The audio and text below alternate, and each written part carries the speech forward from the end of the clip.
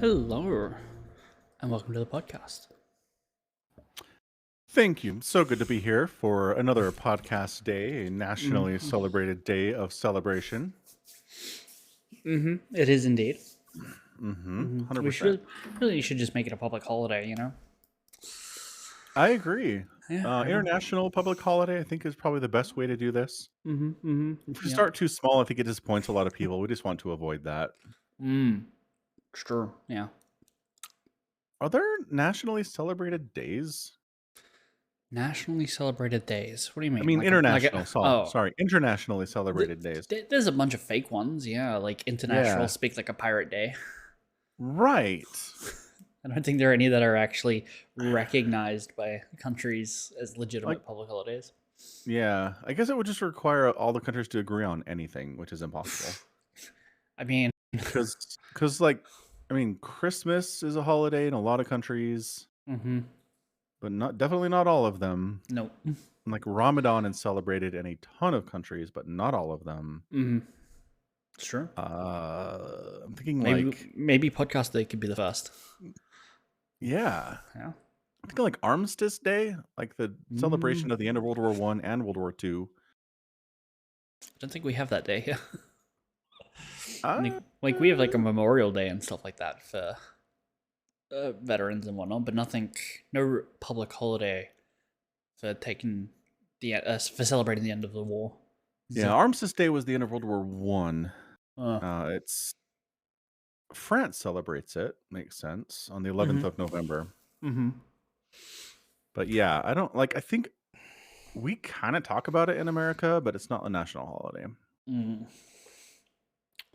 Yeah, they thought. I mean, this is like not on topic for anything, but after World War One, they thought that was it. They're like, that's the end of war. Like we did it. We murdered each other so much that war is over now, and they were very happy about this. And they were couldn't get super wrong. any worse.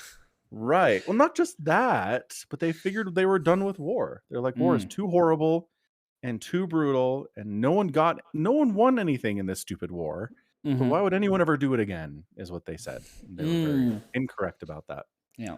Yeah, sadly. Anyway, that has nothing to do with anything. Podcast, yay! Okay, so I saw Thor: Love and Thunder finally. Oh, finally took I your know. time. I certainly did. Went with my sister and her wife. It was very fun. I think all of us enjoyed it, so that's nice. Good. I'm glad you enjoyed it. Yeah, it's mixed. Yeah. Like I definitely don't like it as much as Ragnarok. I think you said that in the last pod. I did. Okay. Yeah. And I've been trying over the last couple days to kind of figure out why. Right? Like yeah. what exactly is holding me back from liking it as much as I enjoyed Ragnarok? I think the problem is it doesn't take its own story seriously. Okay. I think that's largely it, and it certainly doesn't like account for any other movie that's ever been made in this cinematic universe. Like literally, the Guardians of the Galaxy are in there for 37 seconds. Yeah, no, I'm not saying they don't exist. But like, think about it when Thor gets his ass handed to him at the beginning of Infinity War by Thanos, and he gets found by the Guardians. His first response is, "We need to go to Nidavellir, build a Thanos killing weapon." It's not, Right. "Hey, why don't we go to the planet of the gods?" Right. It's like, that was never an option apparently. No, but this is a problem with long form storytelling at all. Right, 100%. But I agree with you, and yeah, that does bother me. But it's not Love like and Thunder is filled with it though. That's true. Like, oh, Scarlet Witch is dead. Everyone is sad. Hey, Thor, know that thing about the center of the galaxy that can grant any wish? Boy, that would have been helpful to talk about back then. No. The first thing I thought was, why did Thanos never try to get there? That's so much easier than collecting all the stones. Yeah. Just like find someone, force them to send you there with the Bifrost, and done. You got it. Yeah. Also, is there some kind of like giant cosmic joke about why it needs specifically the Norse gods method of transportation. It's like specifically it requires the Bifrost. None of the other Right. gods' magic powers could do it. Also, this movie retroactively made the first Avengers a little more wonky, where Loki's like, the regular people think we're gods, but we're not. We just have very long lifespans. And in this, they're like, no, they're gods. They're absolutely gods, 100%. They participate in giant orgies with Zeus. Like, it's true, but it's Loki. Loki says a lot of stuff that's garbage. You can't No. trust anything that man says. that's retroactively made garbage now. Right, but I'm gonna be anything Loki has said in the history of the MCU. I'm not like that's gospel truth. Loki said it, right? I'm not saying anything's gospel truth, but I'm saying that Okay. that's how they're presented, as they're not actually gods. These are just Asgardians. They have longer Yeah. lifespans and they're incredibly strong compared to humans. Yeah. And then in this, it's like, no, they're literally gods. Yeah, well, which is different. It's an entirely different presentation of Asgardians. okay, so define God for me. When you say he said literally gods, what does that mean to you? That these people are special in some sense and are worshipped by people, right? Like that these are. So they are. What, What are you saying here? The special is like they're cosmically divine in some sense.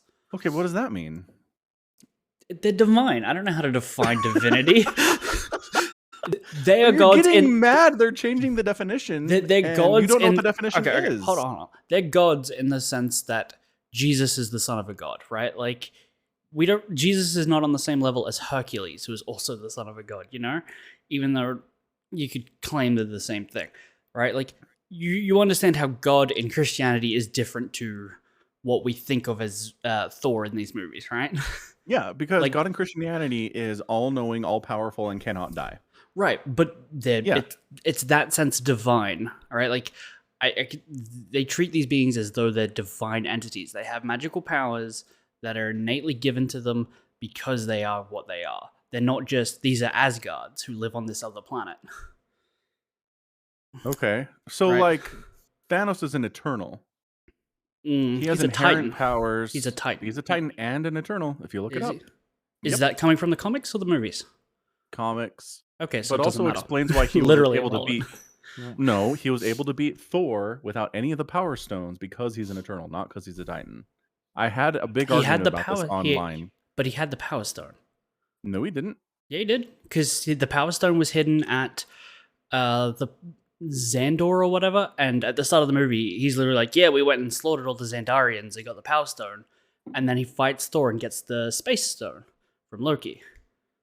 No. In Endgame, when 2012 Thor shows up and has no idea what's going on, he beats the snot out of Thor, and Thor's got the Stormbreaker. Big, fat, overweight Thor hasn't fought anyone in like 5 years. Yeah. Okay. Okay, I'm just saying a random Titan's not able to defeat Thor, God of Thunder, even if he's fat. Right. No, well, that's the point. Before this movie, they weren't treated as literal gods. He was just someone from a different planet. Their biology is different, which is fine, because that's why Thanos would be able to beat him, because he's just another kind of alien with improved biology, right? Well, Okay. But now he's literally a god. What does And that mean? Literally a god. So you're saying he can't die? You're saying now he can't die. Now he's omnipotent. Now he's No- all-knowing. Like it's What does it mean? You don't know what it means. You keep saying now he's literally a god, and you can't tell me what that means. I'm not saying God means omnipotent or immortal, but Thor's lifespan is literally over 1,000, and he doesn't look middle-aged, right? He Yeah, could live sure. forever for all we know. Yeah, and same with Groot. Groot has an incredibly long lifespan. Is he a god? Is he worshipped by people with magic power and has magic powers? He's got magic powers. He's I a don't know if tree. he's worshipped by people. I mean, I think in the comics he was literally worshipped as like the god of Planet X or something. Oh, Right. well, all right then. There you go. But it's a different presentation from we're just mighty beings, right? To like We're gods. we're something cosmic, right? And there's something fundamentally intangible about us within the universe, right? It's like we hang out with other deities now. Sure. Like But that's a different presentation, And the understanding before this was different, and this movie changes that, and it changes it in ways that are dumber, in my opinion. Right? It's you know, who's the guy from the TV show we just watched? The guy. Obi-Wan Kenobi? No. This is the one in the MCU, dumbass. Moon Knight. Moon Knight. Yeah, there's literal gods in that, right? Yes. Like, Yes. you understand what I mean when I say literal gods in that sense. You're not just being facetious, right? Well, it's MCU God. It's localized power worshipped by a certain subset of individuals. Yeah. Can be defeated. That's what Thor is. Yeah. He's That's on the what same. He's always been. No, but in all the movies prior to this, he's just been presented as as an alien. Like, he's from a different planet. It can be both. Porque no los dos? It can be both. It can be, but before it wasn't. Right? That's the difference. Before it wasn't. Now it's added ambiguity to how that actually works. Are they actually gods? Zeus took a lightning bolt to the chest and seems fine. I mean, he died off camera, I assume. Or either he just had one very long dying moment. Like, I don't know. Contextually in my mind, that scene, like, where he's like, hey, Hercules, go to Earth and capture Thor, that happened at the end of the movie. So all the other movie happened, and then like an hour and a half, if like that's when it happened. It's not like flashing back to like 10 minutes after. It's like, oh, this was weeks and days later. He's still just lying there. That's right. In my mind, that's how that was presented. Which isn't, but it's sort of implied accidentally. Yeah. Yeah. Which the movie also implies accidentally that Stormbreaker is a bad guy. So throughout the entire movie, they personify Stormbreaker as like Thor's girlfriend, who's like, "Why are you chasing after your ex?" Yeah. Which is funny. It's a great bit, but then it's absolutely funny.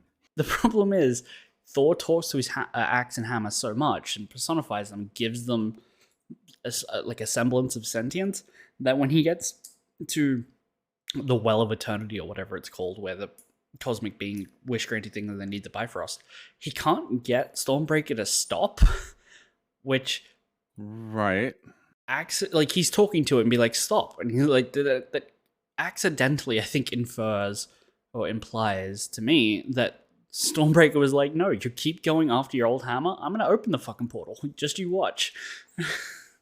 Right. Like, that's what I picked up from it. right. But we, like, Stormbreaker absolutely knows that Gore's like, I want to do this to kill all the gods. Yeah, what does he care? He's an axe. He's a good, like, the axe is evil then. That makes it a cursed weapon. The axe has human impulses of jealousy and spitefulness. Yeah. Well, right, but we can't put the axe in prison for trying to kill all the gods. Or being an accessory to the death of all the gods, I guess. Right. Yeah. I mean, or being literally a murder weapon. Yeah, I don't know. Yeah. That's another thing that was kind of added here, right? Right. Like, the concept that that Mjolnir and Stormbreaker have some level of sentience and personality has never shown up previously. No. Mjolnir is a hammer, and the only special thing about it is if you're worthy, you can pick it up and it makes you Thor. The end. I mean, Thor's always had like a fun relationship with his hammer, especially given in Ragnarok, right? Like, he's like, oh, I want my hammer back, and then Endgame comes around and he's like, oh, I'm still worthy, yay. But that was all Thor's feelings projected onto the hammer. And yes, and he's never been like, Hammer, come back. Like, are you mad at me, Hammer? I threw you and you didn't return. That's never how it's happened ever. Right. Yeah. So this is the writers deciding to introduce this for the lulz and kind of changing the lore. Yeah, and changing the understanding of how things work, much like godhood. Yeah, I guess. Like, these are issues that I took away from it, and I still really enjoyed the movie, but the further away I get from watching Multiverse of Madness, the less I'm going to care about any of this. Right? What does Multiverse of Madness have to do with this? Just the way that nothing really matters in that movie. Oh, yeah. Yeah. It's really just setting me up to, this doesn't matter anymore. Like, the consistency is gone. It doesn't matter. I'm not like, I don't know what the next movie is. I'm probably not going to watch it. Unless it's, I don't know, they get Chris Evans back as Captain America. But that's not happening. I think he said he's not doing that. yeah, he said he's not doing that. And then you hear like, oh, but they're in talks and it's going to cost a lot of money, but he might do it. He's old now. What's the point?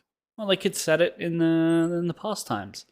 They could give you some of those adventures you say Captain America wouldn't ever be able to say no to when he lives in the past. Right. It's one of my favorite things. Mm-hmm. Okay, interesting. I do love that canonically in the MCU, everyone just thinks he's on the moon. They do? Do you remember that? There were a couple conversations in Falcon and the Winter Soldier where people are like, "Where's Cap?" And Falcon's like, "I don't know." And they're like, "I heard he's on the moon." I think that was sarcasm by the character. No, it's just random people. It's like random citizens that are like, "Yo, do you know where Cap is? I heard he's on the moon. Is that true?" And it's more than once. I missed that. Okay. I mean, I'm not saying that's canonically where he is, but like people don't know where he is. Well, they're guessing he's on the moon. My money says people don't know he's old now. That too, right?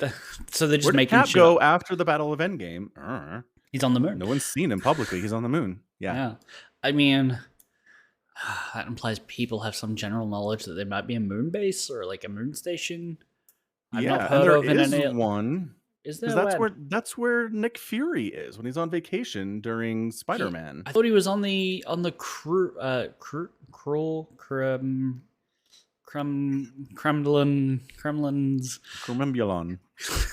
What are you trying to say? the people who shapeshift in Miss Marvel. Right. I can't remember. The Kremdorians. I thought he was on. I'm rolling with it. I thought he was on their ship because, there's a bunch of them on that you see walking around when he walks away from his beach hologram. Right. He's on their ship. He's not on the moon. He's not on the moon. Fair enough. Anyway, that was very distracting. Sorry. It's fine. So bottom line here is that I've seen that argument made too. Is that for whatever reason, Love and Thunder treats consequence like it doesn't matter? Like Mjolnir is shattered, and they're like, you know what we need for this movie is Mjolnir. So he's together again, and he's awesome. Right. It's like, what? What? How? I was like, it's magic. Thor just never thought to try to reassemble Mjolnir. Yeah. I mean, the implication is that Mjolnir was given a directive by Thor to protect Jane. And so he caught wind that she was dying and was like, let's do this, right? Right. I also don't like the fact that it's presented that Thor doesn't know that that's a thing, and then he totally knows that that's a thing. So the first time it gets used is Odin says it to the hammer, like, whoever holds this, should he be worthy, will have the power of Thor. But Thor doesn't see that, I think, in the first Thor movie. And then in this one, it's played for laughs, that Thor's just whispering to his hammer, giving it personality, being like, make sure you look after Jane. Yeah. But he doesn't, that's Thor being funny. It's not him actually casting a magic spell to protect Jane, right, with his hammer. But I can't think of another reason why this happened, I guess. What do you mean? Why Mjolnir came together? Oh, no. To Jane. That's totally why it happened, right? Okay. In the movie, that's how it's presented. But it's also presented that Thor's just personifying his hammer, right? He does that sometimes. Right, but then the final battle is, hey kids, pick up some random trash, and then he's just like, whoever shall be worthy will have the power of Thor temporarily, which is a funny speech, but he knows, right, but he knows that this is a power that he can just invoke to people. Apparently, yeah. Right? Why didn't he ever do that? Give the Avengers some power. Because it didn't exist in the MCU until now. So so it changes everything again. Okay. Everything again. Yeah. This movie has very little respect for anything that happened before in the MCU. Yeah. And anything that was established. It's true. Yeah. Also, the screaming goats were very, very funny until I realized they were going to be in 50% of all the scenes in the movie. I was out on them instantly. I was like, these things are the most annoying aspect of any Marvel movie I've ever seen. Please don't come back. And they never left. They never went away. I thought it was gonna be really funny when they loaded up onto the ship and like Thor's like, "See you, Guardians of the Galaxy," and they've got the goats in that tiny little ship. I thought that would be hilarious, and then no, they were like, "Oh, we're gonna use these goats every chance we get for the rest of the movie." For the rest of the movie, yeah. All because Stormbreaker's just decided, I don't want to use the Bifrost now. For reasons. Temperamental for reasons that have never been established before. Uh-huh. Right. Yeah, this movie is incredibly loose with established Thor canon, 100%. Yes.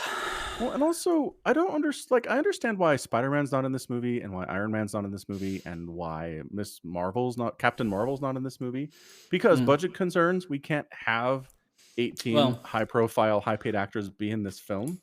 Thor doesn't know who Spider-Man is, so. Yes, he does. No, because they've never met.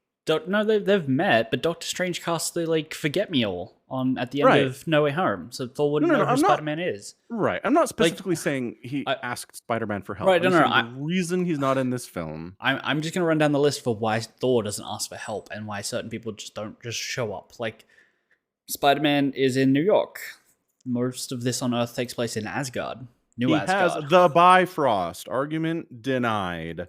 He can go anywhere and pick anybody up if he wants to. The Bifrost we just established as being temperamental. Yeah, until he attaches it to a boat, and then it works fine. Right, because that makes sense. And also, he doesn't know who Spider-Man is. Fine. Right? Give me another one. No. Guardians of the Galaxy. He's like, we need some help against Gore the God Killer. We need an army. And I'm like, can we mention that the Guardians of the Galaxy exist? Like, maybe you don't want to ask them for help, but they're in the movie an hour ago. Why are we pretending like they don't exist? Yeah, I mean, as Guardians are gods, the Guardians of the Galaxy aren't gods. Therefore, they're incapable of helping. Fine, just say that. They're on the power level. Just be like, we need help. Man, the Guardians are great people, but they would die if they fought against Gore. Yeah, I mean... Okay, that is they should definitely have that conversation, especially since they had a conversation about we need help. Where can we go? I know, Omnipotent City. Right. Yeah. Which we've never referenced ever in the history of the MCU as being a thing. Right. Yeah. But it's like, well, they didn't even try to run down their list of potential allies. They were just like, let's go to this one place because they've got gods. Right. Yeah. And they probably won't help us because they suck, but let's go anyway. Mm-hmm. Yeah. Like, Valkyrie has a plan before they get there to be like, let's just punch him in the face and steal the lightning and leave. Right. She knows it's not going to work. She knows they're not going to help even before they get there. Right. But it's just another, like, moment. The more you think about it, it's like, oh, their plan was to go to a place, steal a weapon, and leave. It's like, yeah, you know where Nidavellir is? That one dwarf was happy to make you a weapon before. Get him to make you another one. Right? Yeah, like, yeah. But apparently he doesn't exist either in this movie for some reason. Getting Peter Dinklage was harder than getting Russell Crowe, apparently. Seriously. By the way, I think Russell Crowe did a great job. I was like, that's Russell Crowe, but he was very funny. Yeah, he's funny, and he's doing. I mean, he's doing something I've never seen Russell Crowe do before, and I think he's doing great with it. Yeah, it was great to see Russell Crowe in this, not throwing a phone. What? Oh, Russell Crowe like throw a phone at a reporter or something at one point. Yeah. Oh, right. In the real Russell Crowe. Yeah, the real Russell Crowe. Not in a movie. Yeah, it was great to see Russell Crowe not being an asshole. Yeah. Totally. Apparently he's just a giant piece of shit. He is an asshole in this too. Well, he is. He is.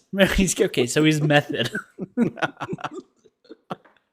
They're like, Russell, we can't ask you to be a nice guy, so we're just going to make Zeus a complete asshole. Can you do that? And he's like, absolutely. Got it.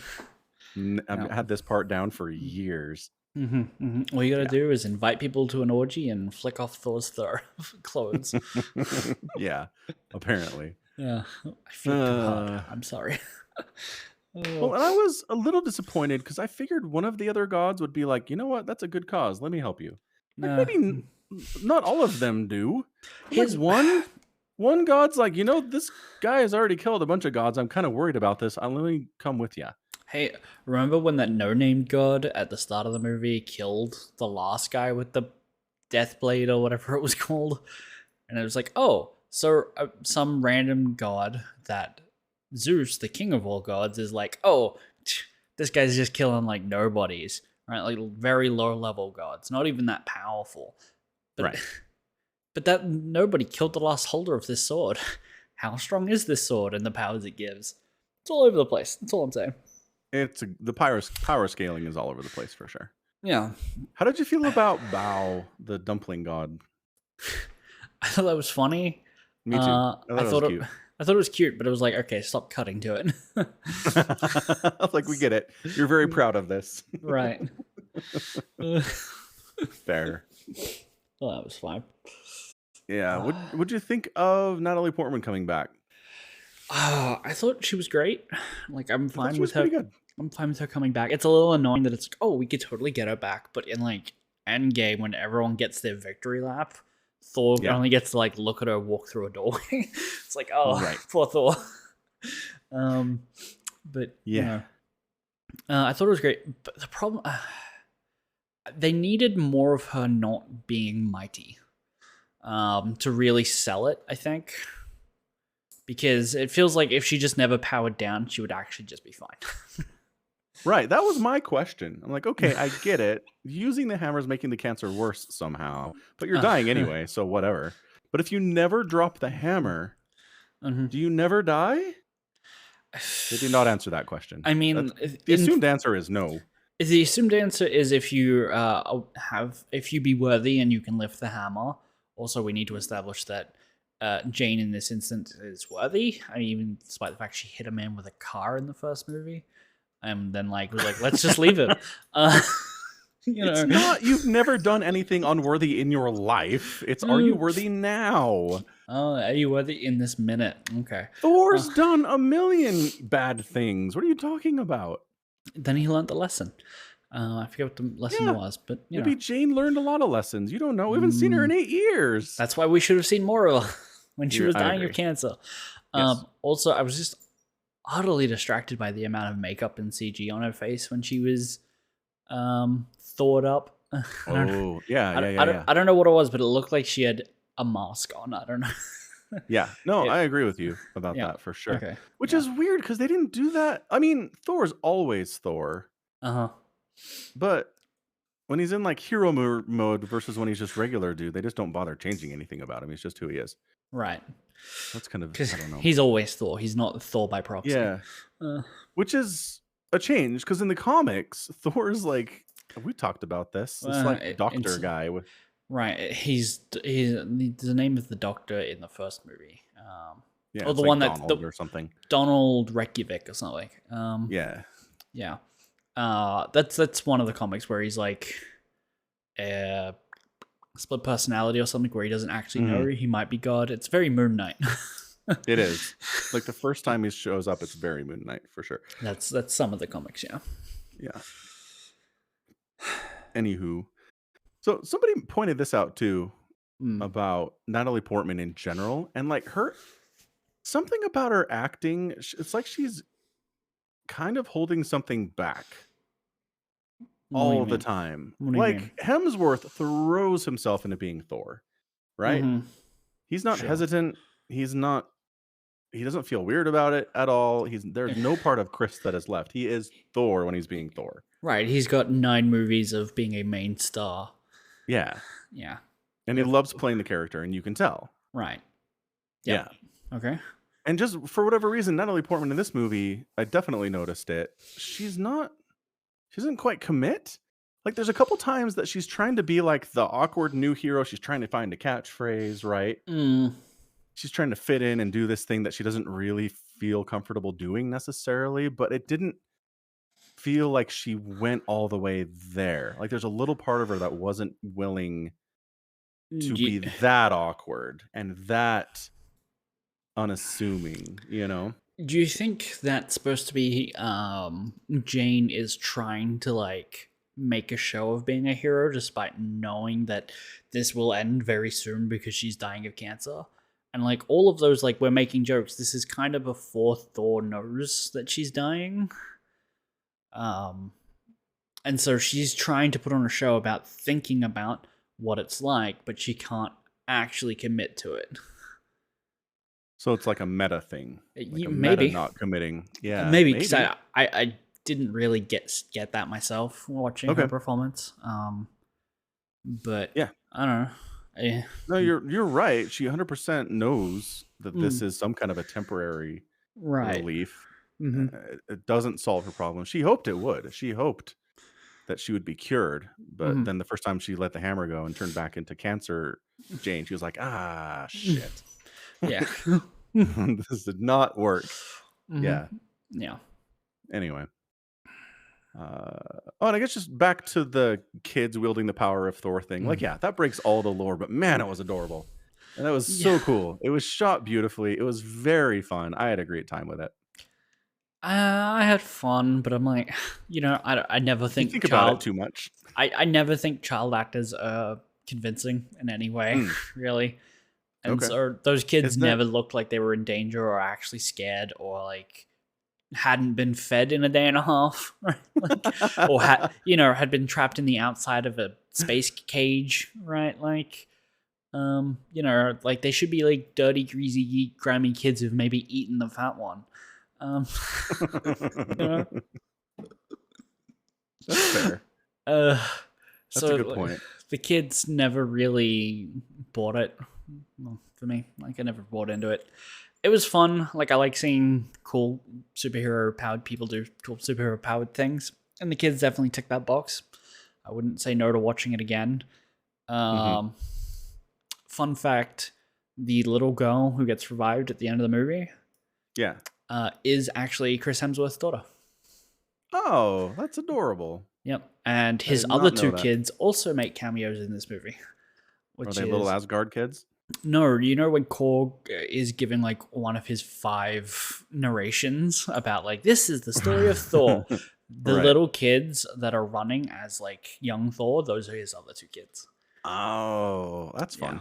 yeah, Yeah, that's really cute. yeah. Yeah. So at the end, where it's like, okay, now Thor has a daughter that he's Mm-hmm. raising and trying to teach to be good Uh huh. because she has apparently evil instincts. Yeah. Which, She also just has why? superpowers for some reason. Yeah, also just has superpowers for some reason. Mm-hmm. But they're just latecomers to the whole dad and kid adventure trope Genre. that's Yeah. been going nuts for 10 years now. Mm-hmm. They're like, The Yeah. Mandalorian was huge. People love this stuff. We don't have any of it in the MCU yet. Let's make it happen. Right. I think this all started with God of War with like him and his boy. Last of Us. You think Last of Us? Last of Us is before God of War, and boy, for Mm, sure. No, yeah. for sure it is. Because Last of Us Part 1, Right. It's definitely before God of War. Like, there's yeah, no 2013. right. There's no denying that. God of War first came out in 2005, but didn't have it. Well, actually, it did have his son, but he dies Ah, like immediately. Like that's the like opening premise to God of War is that his entire family has been butchered and he's covered in their ashes permanently by like an angry god. sounds about right. That's why Yeah. he's called the Ghost of Sparta. Fun fact. A little fun fact for you there. Yeah, no, but like just like I don't know. The next door Dad of War game is called Ragnarok, and now I'm like, we had Thor Ragnarok. Now we're having Dad of War Ragnarok. It's all coming together. The parallels, I can see it. Yeah, totally. Yeah. So yeah, so some people had the question of like, why can't your wish be why couldn't Gore's wish be something that involved him being with his daughter in some way, right? Right. Well, I mean, here's the thing: they've acknowledged the existences of afterlives. Why couldn't he just wish that as he dies, he definitely goes to where his daughter is? Bingo. And the reason is because Thor needs a kid to troll around with and Yep. teach how to be a hero because audiences love that shit. That's Yep. exactly why. Some marketer was like, we need this. Yeah. Yeah. Well, no, I think it was Chris Hemsworth wanted to make like 5 times the salary by giving his kids all roles. Like, they all got to earn the same amount as I do, buddy. But yeah, like the reason why this little girl can shoot lasers Don't know. and like wield Stormbreaker is questionable. No, she's worthy apparently. I guess. Does Stormbreaker have the same thing? Oh, no, that's right. Thor swaps back, but she's like drawing all over it and putting it in like a little basket.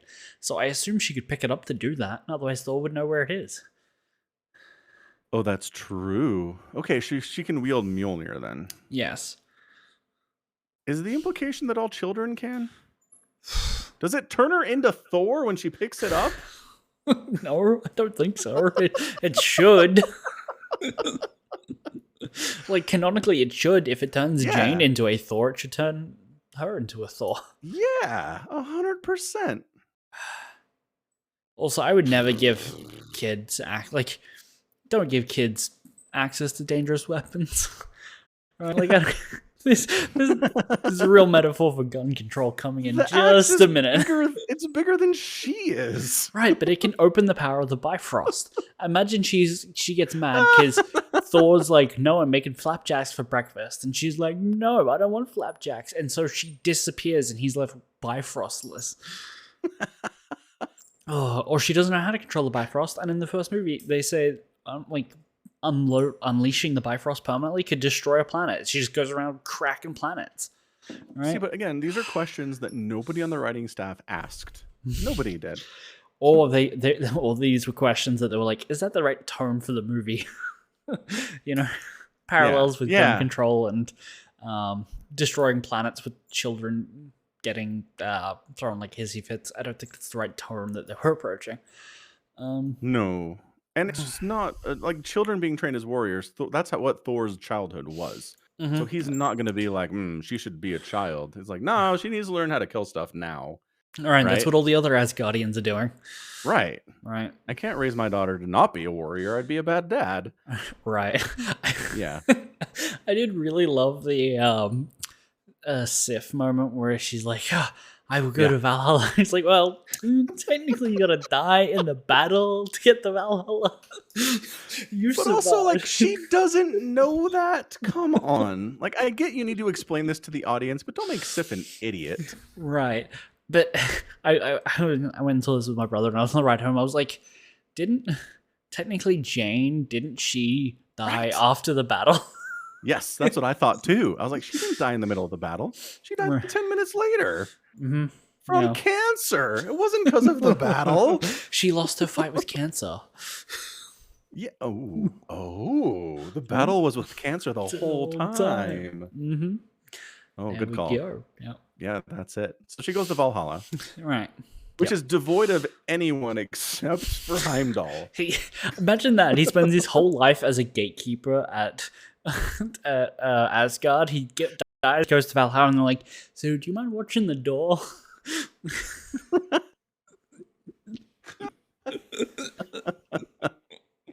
And you're going to be far enough away from everybody else having a great time that you can't see or hear them. Is that all right, Heimdall? Yeah, it's like, well, I mean, he can canonically he can see the whole galaxy at any time. So I imagine he can see all. True. He can see all of Valhalla at the same time. I think that's fair. Fair point. Also, I like that they're all. Hey, by the way, Heimdall and Heimdall's son have this weird ghost transportation power we've never mentioned before. Well, the ghost transformation they have. Where's that? In Ragnarok. When Heimdall's like leading the prisoners through like the catacombs or whatever to get away from hell. Right, when all the Asgardians are hiding. Yeah. Yeah. Okay, you're right. So Taika came up with that for Ragnarok. Yeah. Fair enough. Yeah. So that was at least established by one previous movie. Yeah. They established the ability. He's now established it's genetic. So. Right. That's new. Yeah. Yeah. So, okay, so young Heimdall is clearly going to be in whatever Young Avengers MCU show they're going to do here in a couple of years, right? I would assume so, yeah. Okay. They keep doing this. They keep being like, here's a younger person. We're going to give you their name and their powers. They're not main characters in this film or TV show, but you should know who they are. Yeah. And when they show up in a thing, you'll know who they are. Yeah. So who do we have? We have America. Yep. Young Heimdall, Chavez, Young Heimdall, Wiccan and Speed. Wiccan and Speed? Wanda's kids. But they weren't real in this universe. Well, she's looking for him. She's gonna find him at some point. And they did too much to establish them as kids with powers. They're coming back. I forget how Doctor Strange ends. Does she die? She gets crushed by rocks, which is shorthand for they're not really dead if we don't want them to be dead. Right. I'm just saying Right. those kids don't exist in this real world. In Correct. this reality. Yeah. So I would not put them on the I'll list. bet you $1 Wiccan and Speed show up in some Young Avengers thing in the next 2 years. I'll take that bet. Deal. Yeah. Yeah. They did too much. They did too much to establish it in the WandaVision show. Right, but I haven't seen the WandaVision show. Okay. So Trust me. Why aren't you trusting me on this? there's also the young Marvel girl, Miss Marvel. Ms. Marvel. Yeah. Yeah, Her show wrapped up today. Oh, is Yesterday. it good? Is it good? It's very much for 10-year-olds. It is Okay. so much. It is the most 10-year-olds thing they've ever done for the MCU. But I watched it with my daughter, and she enjoyed it, although she was even cringing at stuff. And I'm like, that's not a good sign, you guys. She's the target market. Target market's cringing. Yeah. Yeah. Oh. But, okay, so here's the thing for Ms. Marvel spoiler. Okay. It's very generic. Mm-hmm. It's very generic. I'm not even going to get into it. But at the end, her best friend, like science nerd, who has some ability to scan her and see where her powers are coming from and analyze them and stuff, whatever. He goes, okay, so I've scanned you and your mom and your grandma, who all have these same powers, but yours is different. Theirs are all innately coming from the same place within them, and they all have the same same DNA signature or whatever garbage they made up for this. But yours, it almost looks like it's mutated, and they play the X-Men theme, and I'm like, you asshole, do not tease X-Men at us again. Wow. We lived through the Ralph Boner thing in WandaVision. You teased us there, didn't introduce the X-Men into the MCU at all then. It's been like 2 years. Wait, when was WandaVision? It's like a year and a half ago. January 2021. Yeah. Like a year and a half ago. Exactly. So now they're like, we know we haven't introduced the X-Men yet, but what if Ms. Marvel's an X-Men? Ooh. Like, no, you know what? Shut up. Just bring the X-Men into it. Stop teasing it. Do it or don't do it. I'm more annoyed than anything else. Oh, God, I really hope they do the X-Men, because I will have absolutely no reason to watch any more Marvel properties, and I can cancel my Disney Plus subscription, because I fucking hate the X-Men. You'll be free. The X-Men are so boring. Have you seen Logan? You've seen Logan. Look, Logan is incredible. Yes. I don't know that Logan. I don't know that it's Logan. All X-Men. I don't know that Logan was worth the previous 5 X-Men movies, though. Having to sit through those, I don't know that was worth. Who was dragging you to X-Men movies? God, me. Oh, okay. So Like you hated them and you kept going back. So you know how I think we talked about this on a stream once, that I just, like, our family had like a collection of like 40 DVDs, and I'd watch them like dozens of times. We had the X-Men movies, so I've seen the X-Men movies a bunch. And I really liked them when I was younger because they were superheroes, right? But watching them now, I'm just like, these movies aren't that great. These are kind of they're hit and miss, right? Some of them are much better than the others. Some are they're really bad. They're all miss. Okay, fair enough. I think X-Men 2 is really good.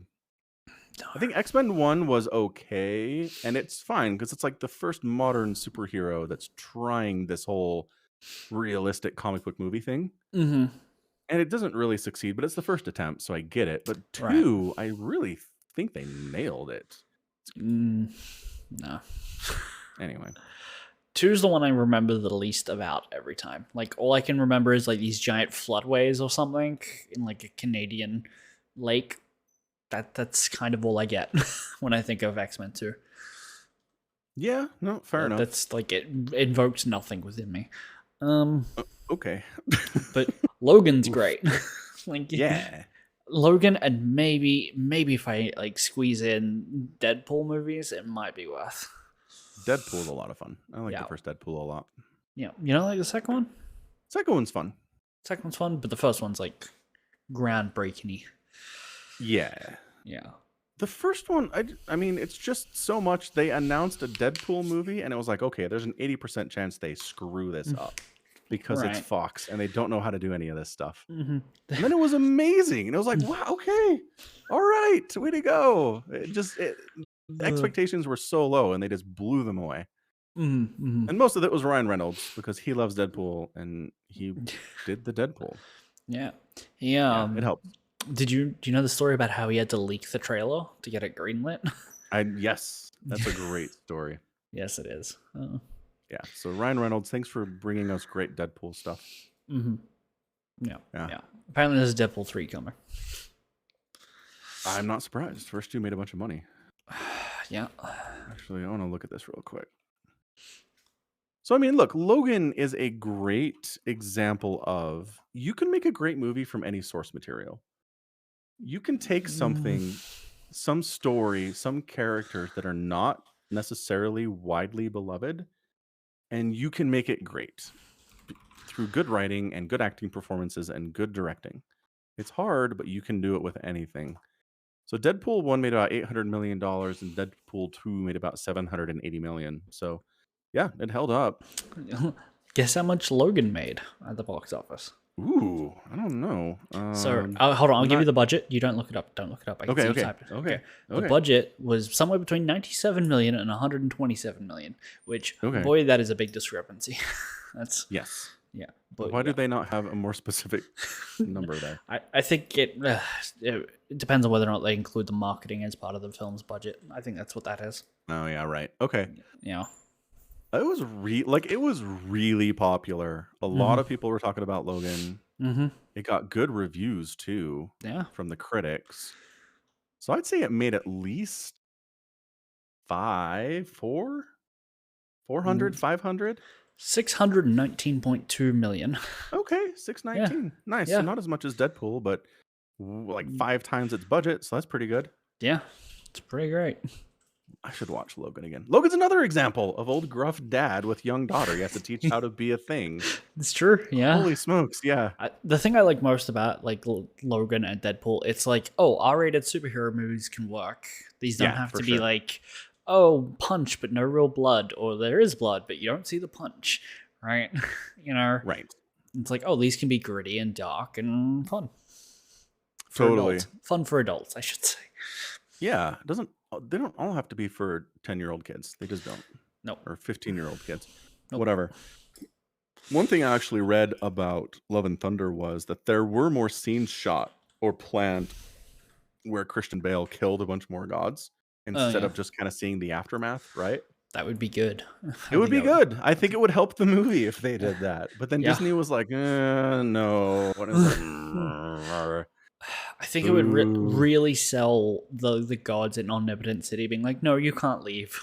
I think that decision makes like no sense. It's like, oh, he might like track you down and torture you to tell him where we all live, and it's like, but you're not afraid of him. You're not afraid of him.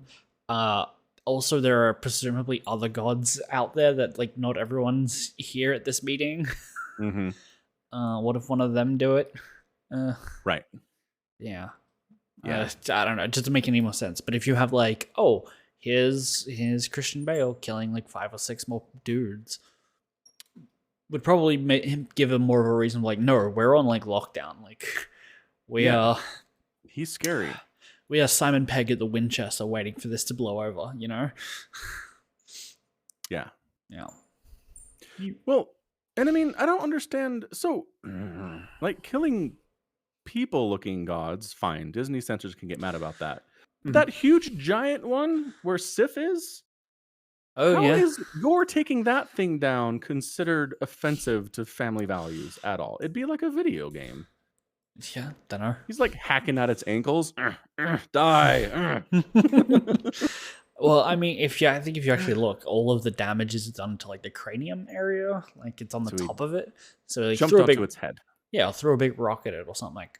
Yeah. Although from what I understand, that scene, that image is actually like almost 1-for-1 taken out of the comic books, where there's like a giant thing lying on the ground. Like, oh, okay, that's cool. I mean, is it Ant-Man in the comics? Ant-Man. There's a really iconic comic book panel where Ant-Man's dead and he died in giant form. Oh yeah. So that might be it. That would be cool, but that's Yeah. not the same thing. It's literally that monster that I'm talking Oh, about. okay. So what you're Yeah, talking about is that monster. Got it. yeah, it's literally one for one. Yeah, It's from yeah. the same storyline in the comics. It's from a storyline in the comics. Oh, okay. I don't know So if it's a it's dead god that maybe is not part of the Gore the God Killer storyline. right. Well, honestly, I don't know that the giant beast is a god, right? Well, Like, I assume in it the is. movie? No, well, in the movie, I assume it is. But I'm like, how Yeah. do you tell with something that big? It's like, oh, Thor knows it. Thor's friends with the god or something. He says he's oh, friendly. he does say it was friendly. That's a good Yeah. point. But I'm just thinking, like, all the other gods that we see are mostly like humanoids. Like, Thor's a god to humans. Zeus is a god to humans, and they're humanoid. This thing, it's like a if we were made in his image. What the hell do they look like? It's a good point. Like I w- Korg's god looks like Korg. Yeah. Right.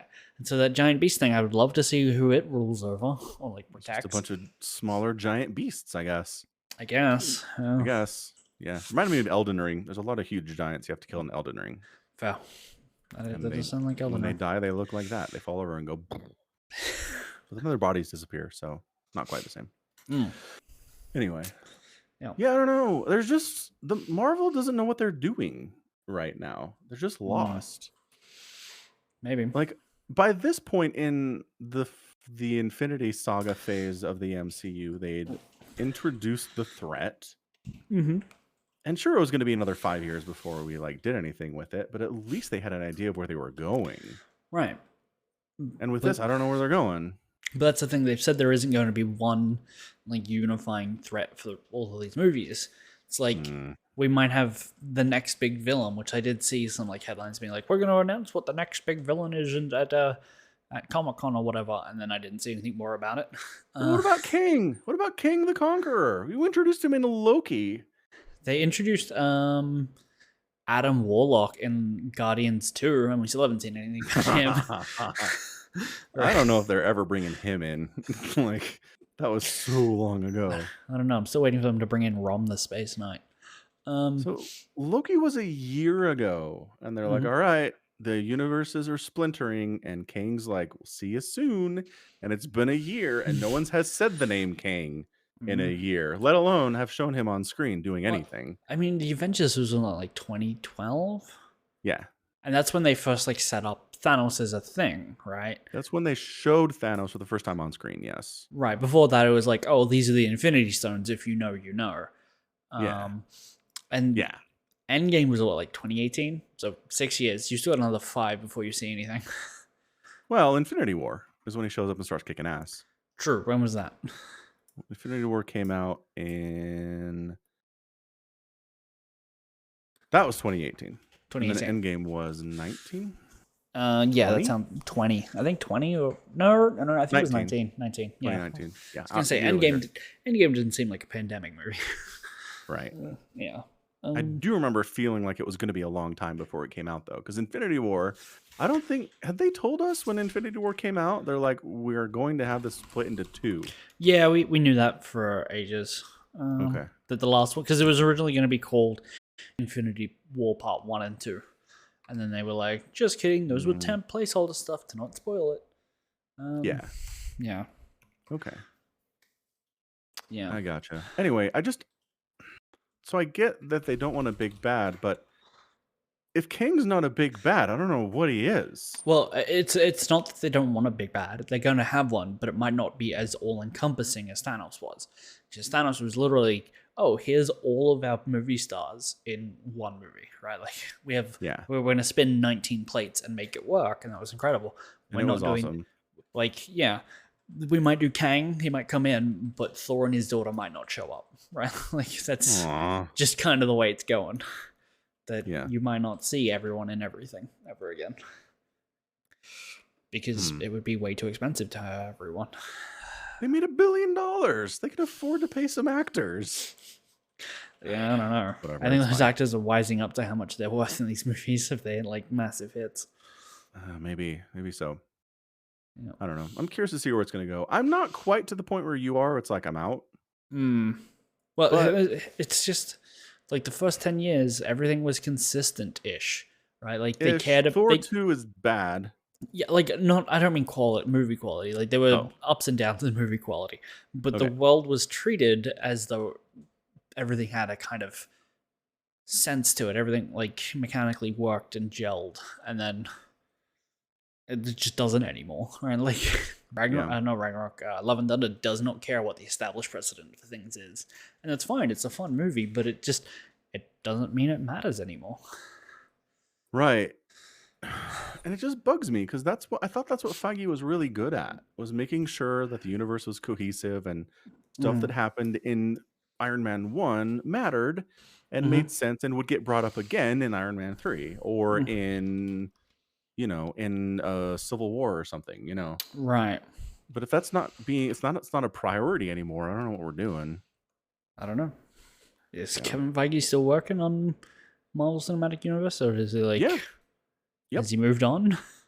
No, he's the guy for the MCU. They gave him the big chair. Let me see what credit he has for Love and Thunder Here's a particularly. headline article. Marvel's Kevin Feige is reportedly too busy to work for one part of the MCU. So apparently there's parts of the MCU which he does not touch. Okay. Well, he's got a producer credit on Love and Thunder. So he was involved somehow with Somehow. this movie. Right. Yeah. And he didn't didn't throw his body in front of all of the crazy non-consistencies in that film. So hmm I don't know if he just doesn't care or if he feels like it's not worth fighting these things anymore or Maybe he's just like, well, look, freaking Taika Waititi proved his worth his weight in gold with Ragnarok. Let's just let him run with it.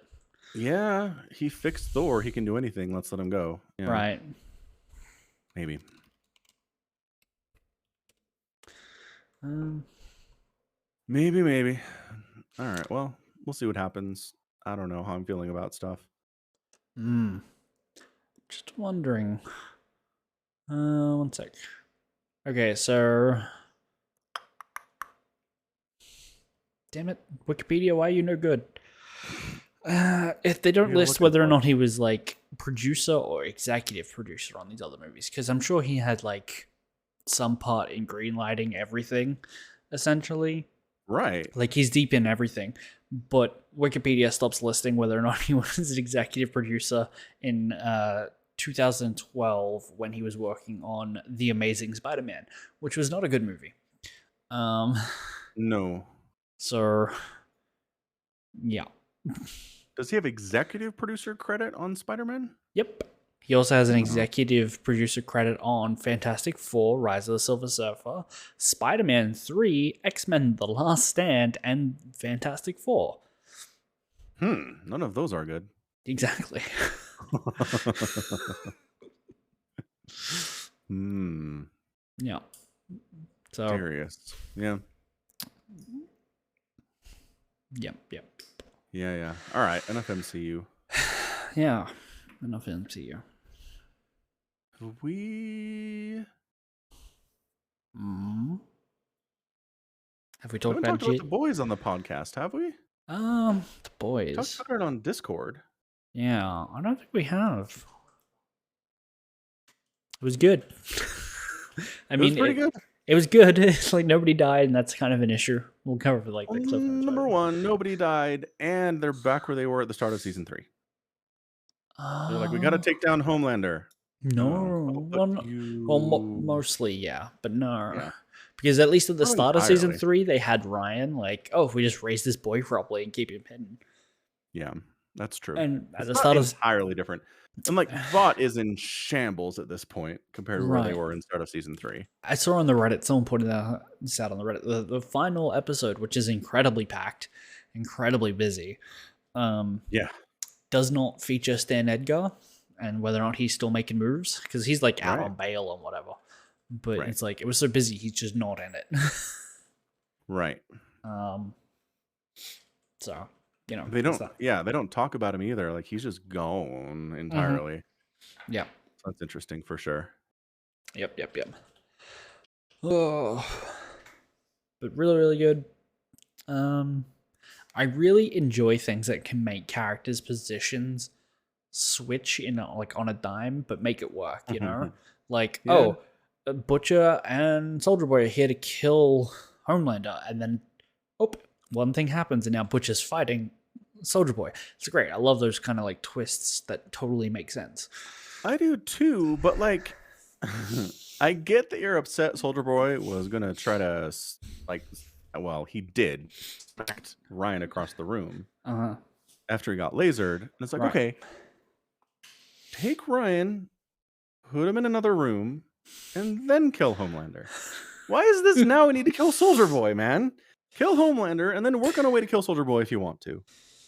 Yeah, I don't know, because maybe he assumes. Well, okay, so the plan for Butcher and Soldier Boy was we're just gonna blow up the building. Soldier Boy's gonna come in here, do his like Wah thing. Yeah, do his Chest his laser. Chaozu thing, and I hope you get that reference. I do not. Okay, Chaozu is a person in Dragon Ball Z who tries to blow up a supervillain by like self-destructing and doesn't do anything. Okay. But yeah, so he's gonna come in here and just blow up the building. You can't just put Ryan in another room because the building's coming down. Yeah, but he's a soup. He'll be fine. He gets punched across the wall. Yeah, and he's like and he's bleeding. fine. He's bleeding Sure. and he's shook and he's upset. I think if he comes down in like a building, the kid might die. Maeve knocks Soldier Boy out a window, takes the full brunt of his anti-depowering laser, and falls 50 stories, and she's fine. She should be dead, right? Yes. The writers copped out leaving her alive because they can do that with Ryan too. They could just say he got hit by a laser, he was in a collapsing building, he's hurt, but he's fine. Homelander pushed him off the roof of his one-story house, and he was hurt. Right? That was before he could fly and do laser eyes and stuff. He's getting his power. He has way more power now than he was then. Sure. He is. Do you not think so? I think he's a little more like, now that he knows he has powers, he's like experimenting with them more. And sure, he's definitely getting more powerful, but I still think he's not like a soup level strong, right? Like, he looks visibly shook after someone threw a water bottle at him. In that final scene. Emotionally, he's a kid. Yeah. Right, but like he gets hit and he's like, oh, that hurt. Right? I think if he's in a collapsed building and has like an I-beam go through his chest, I don't think he's living. He was knocked out after someone punched him. May should be dead, but the fact that she isn't doesn't excuse the powers that Ryan is this it doesn't change what Ryan should live through. I don't think that's how that should work. Oh god, because freaking the Raw from Soldier Boy literally incinerates other heroes, like just by standing near it. And Maeve's like, yeah, I'm fine. Maeve can go toe to toe with Homelander. Like that's an interesting thing about Maeve is that I don't think she knew how strong she was. Right. She figured that Homelander would mop the floor with her if they ever actually fought, so she never tried. Right. She was afraid of him, and then she finally has the courage and the backup to give it a shot, and she's like, oh, I can make him bleed. Holy shit. Right. Like, she's surprised. Yeah. So she's a lot stronger, I think, than maybe even we thought she was. I think that's definitely a thing to consider. Maybe is an exceptional badass. Yeah. But I wonder if her original position of we can't fight Homelander is when she was, by her own admission, drinking and waking up in a pile of fuck every morning. Right.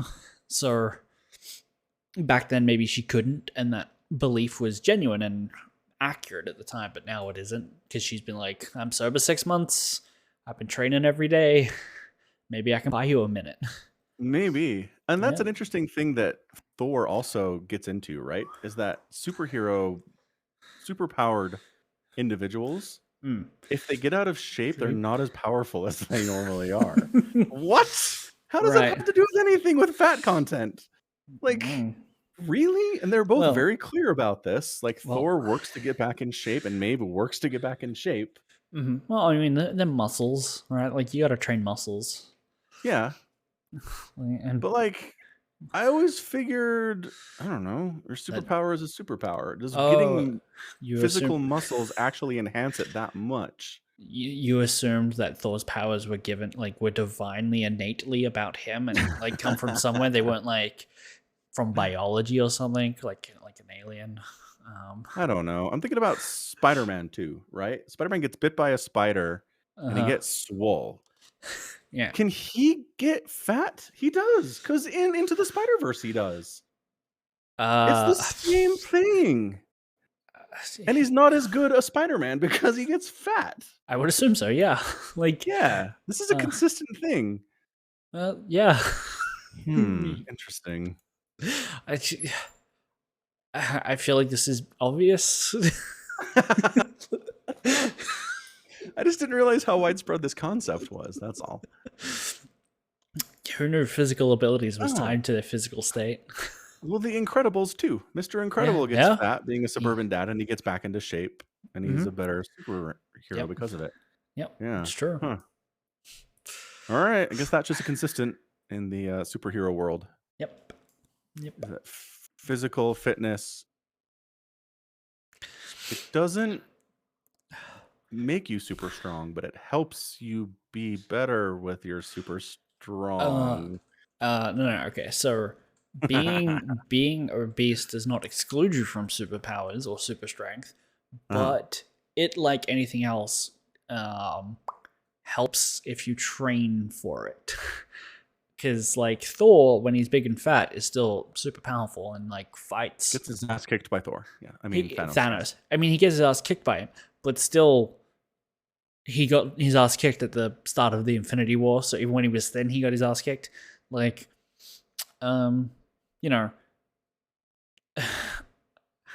he's still a superhero. He was still super strong when he was fat. That's all. Like, you can be fat and not as strong, but still strong enough to be a superhero. Yeah, no, I get that. And so if you want to carry around that excess weight and then build upon your already incredible muscles, which, by the way, in Infinity War, one of the Guardians, the like tentacle lady, I think it was Gamora. It was actually like, oh, his muscles are like metal fibers, pointing to like it's a biological strength that he has.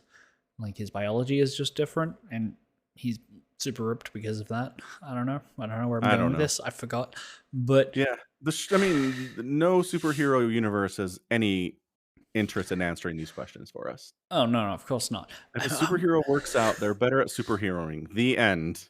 Yeah, well, I mean, Spider-Man needs to be aerodynamic. If you like start taking that away from him, like obviously his web swinging's not getting any better. Yeah. Although Valkyrie spends how many years sitting around getting drunk all day, and she doesn't get fat, and she's fine. She was also working out a lot. She was getting drunk and working out with the Hulk. So she was the Hulk's physical fitness trainer. Hulk showed up. Yeah, that's a good point. I guess she's bounty hunting. That's a little bit of a workout, probably. I mean, Star-Lord is apparently gaining weight despite being a superhero. Yeah, that's true. Yeah. Actually, is it in the first? Which movie? No. It's when they're like comparing him to Thor that you're like, yes, you've been having a couple sandwiches. I was gonna say because I don't think he can get fat when he was like tapped into ego and like it's part of the planet. Yeah, I don't know. Yeah, I don't know. Questions nobody wants to answer. Nobody needs answers for these questions either. Yeah. No. Yeah. Anyway. Yeah. I mean, if Iron Man got fat, he wouldn't be able to fit in the suit. So it makes sense. Yeah, that's true for him, 100%. But he doesn't have any superpowers, so it's not part of. Whatever. It's not part of the thing. Sure, it is. It's all connected. It's all connected. It's all one giant conspiracy. Okay. Anyway, let's see. Dark One Valencia. Yeah, I think we talked about that. I watched the best of 7. Oh, is he good? It was good.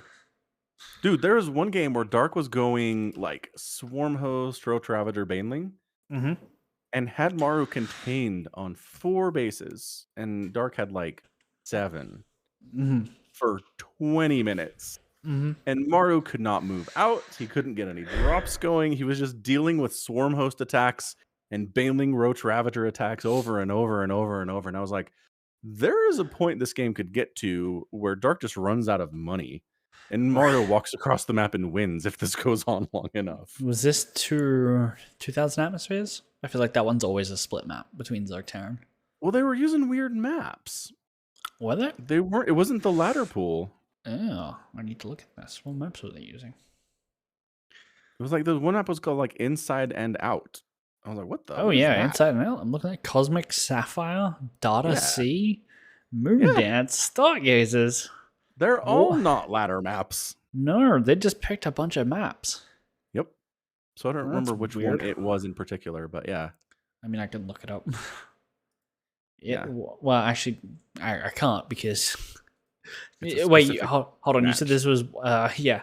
You said Mario won this one? No. Dark won it, eventually. Okay.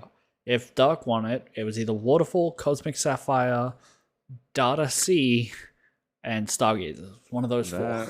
Narrows it down immensely. I'm glad we did that. Yep. Anyway, well, and then but then Game 7, Mario's like, you know what I need to do in this Game 7 of the grand final of a premier ESL tournament? Double proxy racks. I was like, what? He'll never see it coming. Also, if it wasn't Game 7, it definitely narrows it down to Waterfall, Cosmic Sapphire, or Data Sea. Okay. So one of those. One of those three. Yep. Yeah. Well, okay. So Maru goes for the double racks shenanigans, but on this map, there's an alternate safe natural to take. Like it's one of those maps with a back door to your main and a front door to your main, and the back doors goes to a safe second base. Okay. So Dark's like, oh no, my front door natural is gone. But I still have my safe natural. And I'm like, why are you doing this, Maru? This is the dumbest proxy I've ever seen. Wow. So yeah, Maru takes down the front hatch, but like, so Dark says, I really don't care. And then you'll never in a million years guess what strategy Dark used to win this game. What did he decide to do? Send some lings across the map? Nope. It wasn't like an instant counterattack win. It was like a 15-minute game. But what did it for him? Yeah. Was mass ling drops on Maru's main base. What? What a legend. Who does that? Just make a Nidus. He had like 10 dropper lords that he made. Filled them all with lings and was like, go.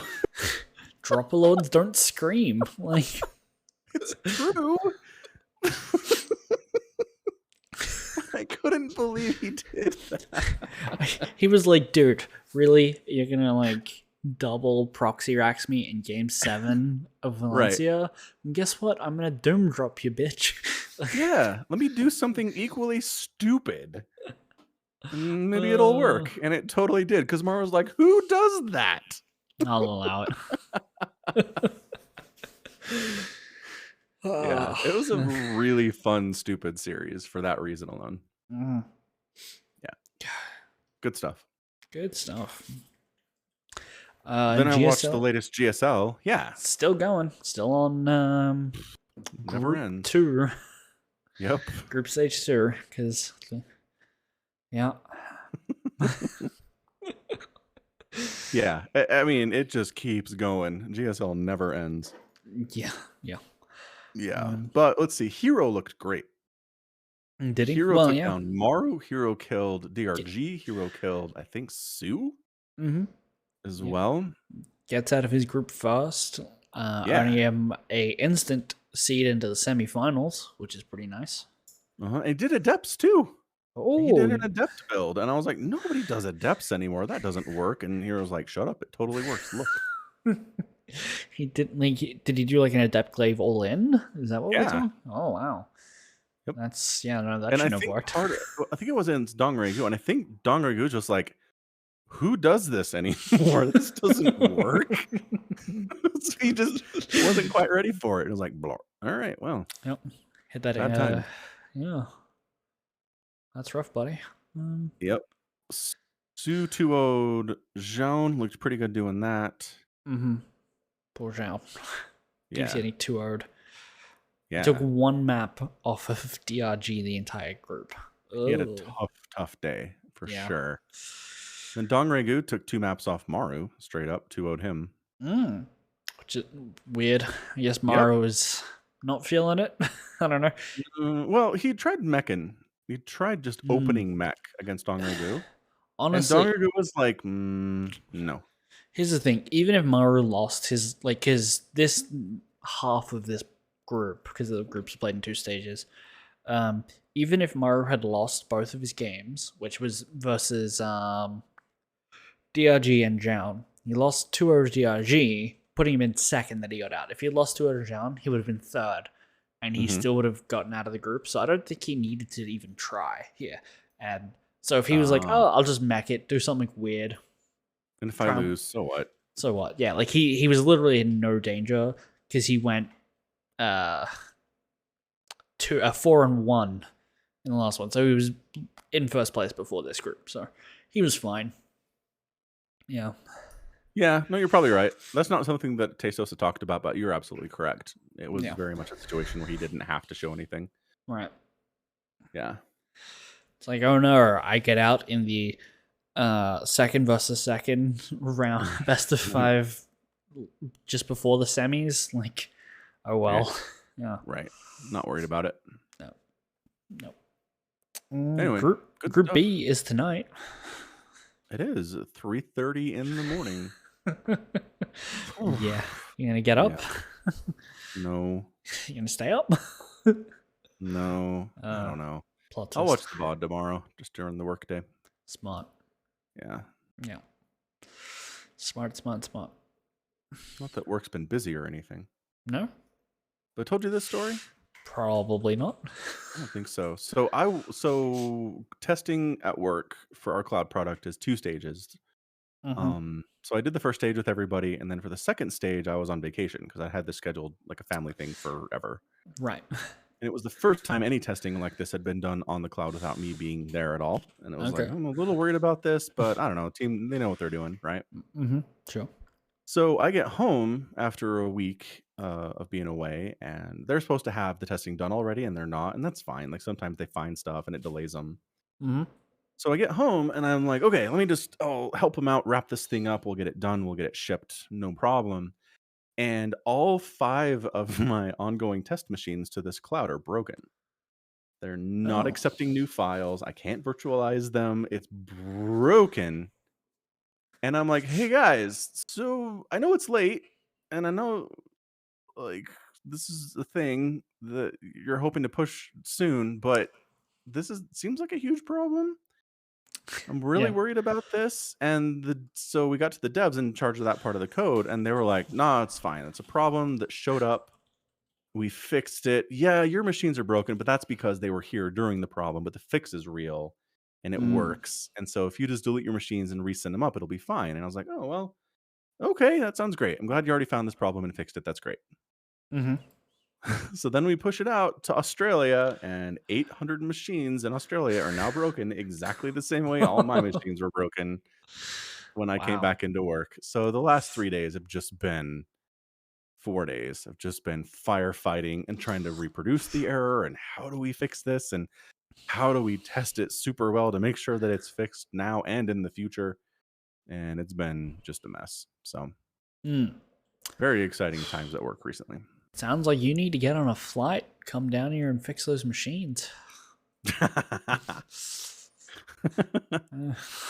Personally fix the machines in Google's cloud.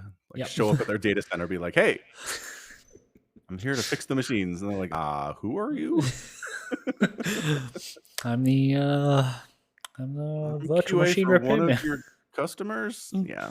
Yeah, so do you have any idea how little that narrows it down?